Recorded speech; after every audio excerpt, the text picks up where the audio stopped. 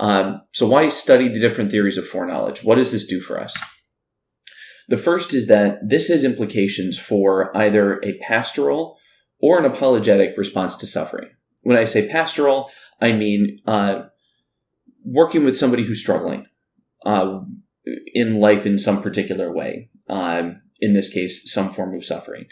Apologetic is giving a defense for your own beliefs to yourself, perhaps, or to others who might question them.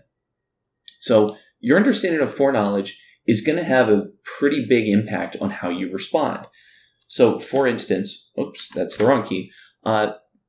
Some views of foreknowledge, this would be maybe the ones that emphasize God's control more, will say that to somebody who's experiencing suffering, that it is part of God's plan. And God has an ultimate purpose behind whatever is going on. You may find that to work or not. Some people find that very satisfying. Others find it tremendously dissatisfying. They might be appalled and instead say, no, God doesn't have a purpose in the suffering, but God can bring good out of it. Those are two very different responses. When you're talking to somebody who is either challenging you or is hurting, if you go one direction or the other, they're going to respond differently. So your understanding of foreknowledge has an implication to how you talk to somebody who is suffering or somebody who's challenging you. Another one is on evangelism and sharing the gospel. Some views of foreknowledge believe in a set definite number of people who will be saved. And the implications of this are that, I'll use the word God's elect, will respond to the gospel rightly preached. So the goal for that group is to rightly preach the gospel. Say we are going to, basically, how do I put it? Make no compromises. We are going to explain the doctrine from Scripture. We're going to proclaim it, and God's sheep will hear the voice of God through the Scriptures, and God's sheep will come to Him. Others, on the other hand, believe that God does not know how many people are going to ultimately come to faith. There's an unbounded, undetermined number of people, and it's the duty of the evangelist then to bring people in, to assist people in coming to that responsive faith. So your view of evangelism is, in the way in which you go about sharing the gospel to people, is affected by your view of foreknowledge and providence. Absolutely. We'll get to that a little bit later.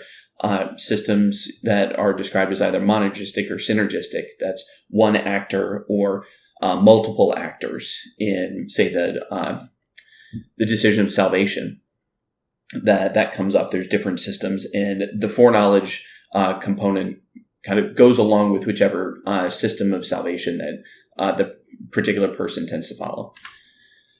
Another one is the role of prayer. So when people ask you questions, or when you ask yourself, does God answer prayers, or what is prayer for? The view of foreknowledge and providence has an effect on that. Some people emphasize a settled future, view prayer as means to the end of becoming conformed to the image of God. So the prayer is something that we are commanded to do, and God has given us that command as means to achieving God's ends.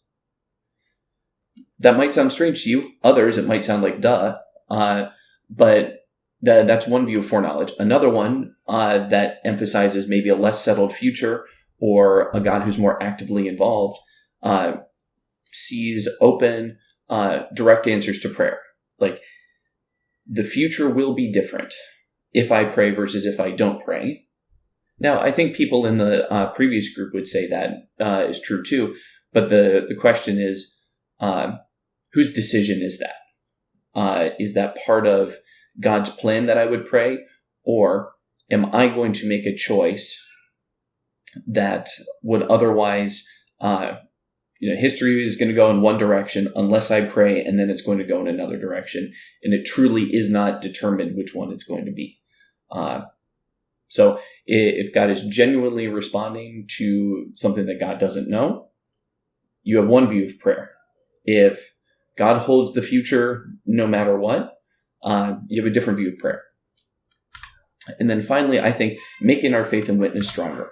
Look, if we don't address these questions, they're going to come find us. That is, suffering is an axiom in particular. The New Testament doesn't say if you suffer. It says when you suffer. Suffering is part of the program. It's a calling almost.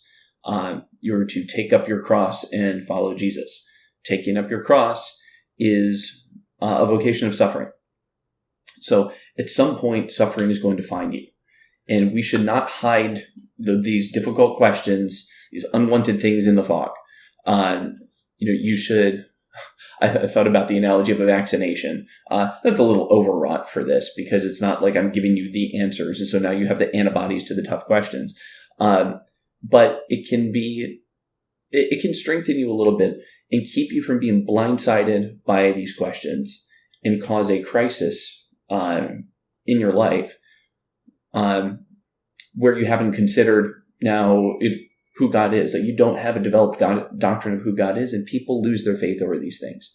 So I probably should have put this in the last class. I'm going to make a standalone video of it.